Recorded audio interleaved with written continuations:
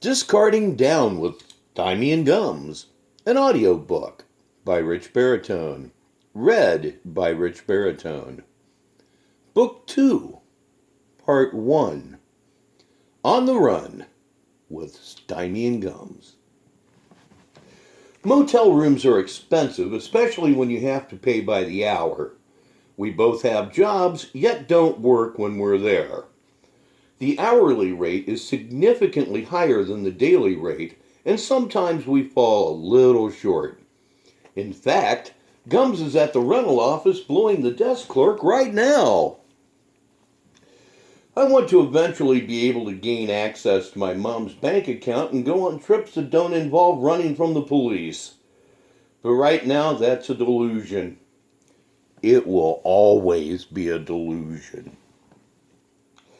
Right now, my Facebook pages, along with our YouTube channels, are my only hope of becoming an international laughingstock.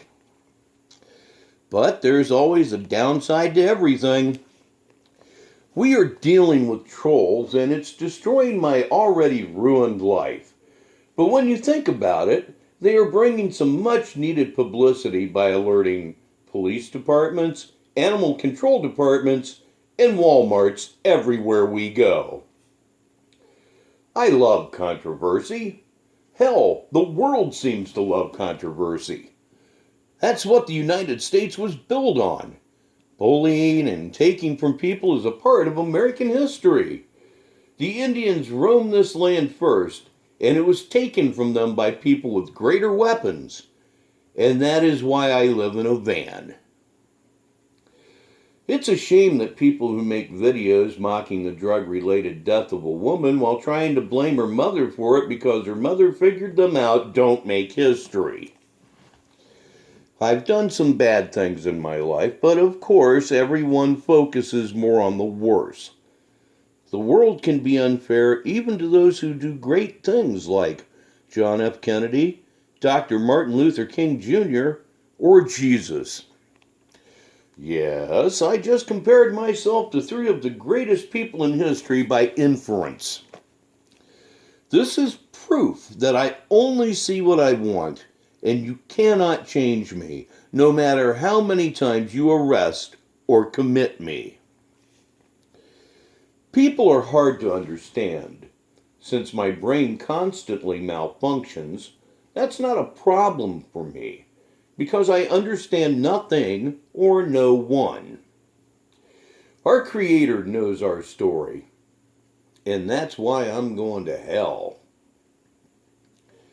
Well, it's 4 a.m. Time to get out there and pimp Gums to pay for our room. Another day, same knee pads. I just don't know how much more my body can take because I'm surviving on dental plaque. My life seems like a full-blown freak show that has been blown out of proportion and highly exaggerated. Like this book. I was watching the news through a shop window and I was listening to them talk about the government shutdown.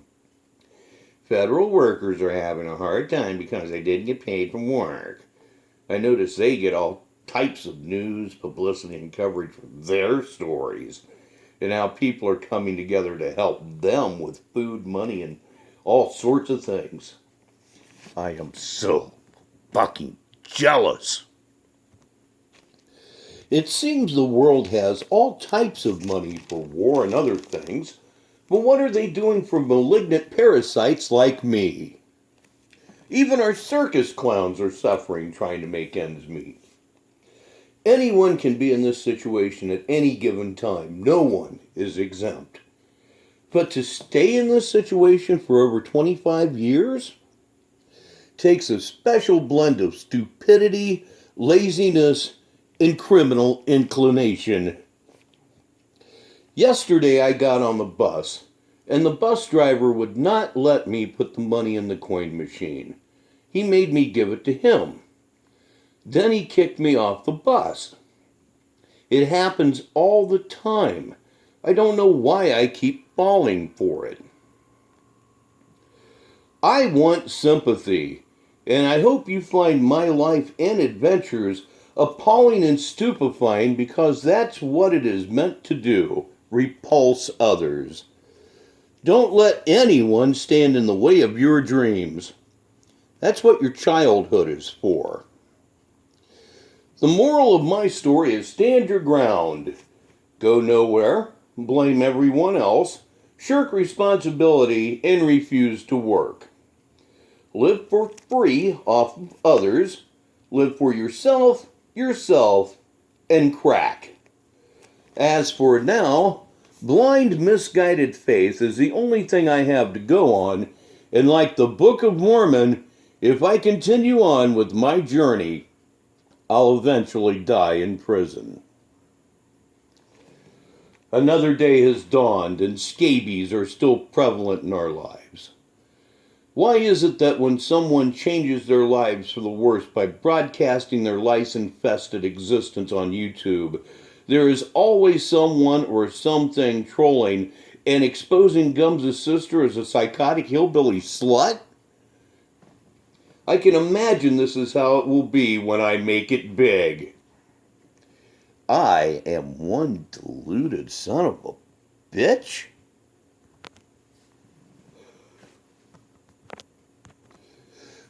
We have lots of followers on social media, but they're all trolls.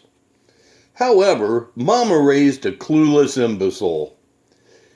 It just saddens me that my fiance Gums falls for the trolls of superior intelligence who are trying to get us to stop destroying our lives, at least on YouTube, with their vicious mocking of our futility.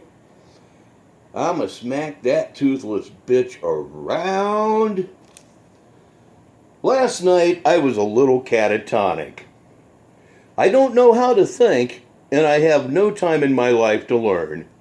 Now's the time to go out there and get arrested at a Suboxone clinic. Today, we made it by the skin of our teeth. Sorry, Gums. Poor choice of words. It's frigid cold outside. I'm applying for jobs in the greater Fumblenuts area. Most of them start at a decent wage, but my lack of a permanent address, a driver's license, and a record of 15 arrests in the last 3 years, no one will hire me. I'm deluding for a miracle. I need to hurry up and get famous. Will you look at that? I think I just wrote a line so cut off from reality, even that rich baritone asshole can't make it more ridiculous. Editor's note. He did. I need a get-rich-quick scheme. I thought the internet was the path to take to get the attention I wanted, but the trolls have caused me to be paranoid as hell and ruined my relationships with some friends that turned out to be trolls as well. That's not going to happen anymore. I'm going to be even more paranoid and hypersensitive. My grandparents taught me nothing. I blocked someone we thought was a friend on Facebook because she figured us out. If she's not willing to take care of us like newborns, we don't need her in our lives. She was also tipping our scam off to the rest of our marks. She was getting too comfortable telling us what to do. For example, she had been giving us money for our cell phone bill, and she had the nerve to demand that we actually pay the bill with the money. Once that cash is in my pocket, it's mine, bitch. I have been running people over my whole life. I trust no one with my life but me, and I haven't a clue. I am at best ambivalent toward my dog, Pussy, because he slows us down when we need to run from the police or Walmart security. I'm not going to just abandon the dog because I'm trying to sell him. I almost sold him to a Korean restaurant, but they wouldn't meet my price. I'm going to try the Chinese takeout joint down the street. Maybe they'll buy Pussy. I have some serious thinking to do. I have some serious decisions to botch. That's what life is all about. debauchery. It's funny that I'm sitting here drooling in a catatonic stupor, trying to come up with a master scam. I like to think of myself as a hookworm. After all, I am a Capricorn, and we like to climb to the top. We like to be leaders. I prove all that horoscope shit wrong with every last breath I take.